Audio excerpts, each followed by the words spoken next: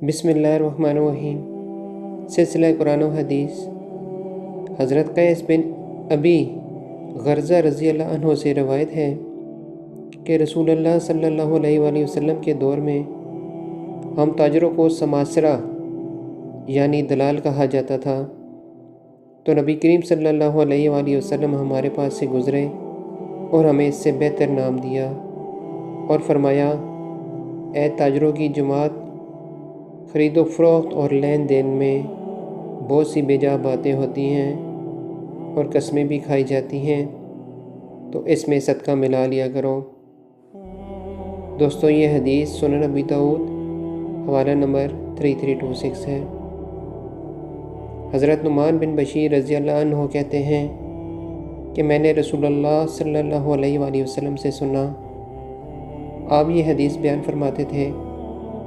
آپ نے فرمایا، اور ان حلال و حرام کے درمیان کچھ شبہ والی چیزیں ہیں جنہیں اکثر لوگ نہیں جانتے، تو جو شبہات سے بچ گیا اس نے اپنی عزت اور اپنے دین کو محفوظ کر لیا، اور جو شبہ والی چیزوں میں جا پڑا وہ حرام میں داخل ہوا۔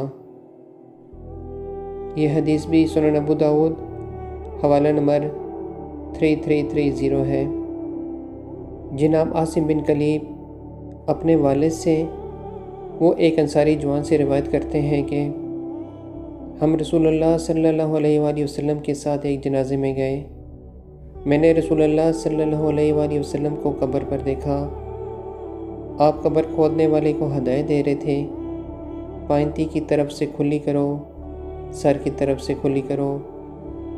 جب آپ واپس ہوئے تو آپ کو ایک عورت کی طرف سے دعوت دینے والا ملا، تو آپ صلی اللہ علیہ وآلہ وسلم اس کے ہاں تشریف لے آئے۔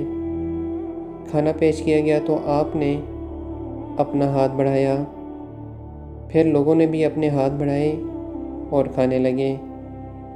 ہمارے بڑوں نے دیکھا کہ آپ ایک ہی لقمہ اپنے منہ میں گھمائے جا رہے ہیں مگر نگلتے نہیں۔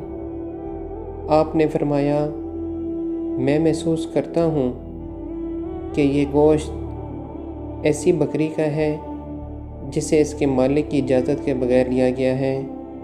پھر اس عورت کو بلوایا گیا تو اس نے پیغام بھجوایا، اے اللہ کے رسول صلی اللہ علیہ وآلہ وسلم، میں نے بقیع کی طرف آدمی بھیجا کہ میرے لیے بکری خرید لائے، مگر نہیں ملی۔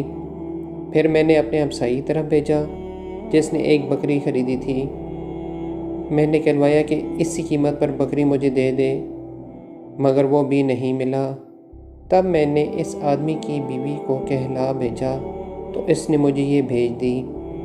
رسول اللہ صلی اللہ علیہ وآلہ وسلم نے فرمایا، یہ کھانا قیدیوں کو کھلا دیں۔ سبحان اللہ۔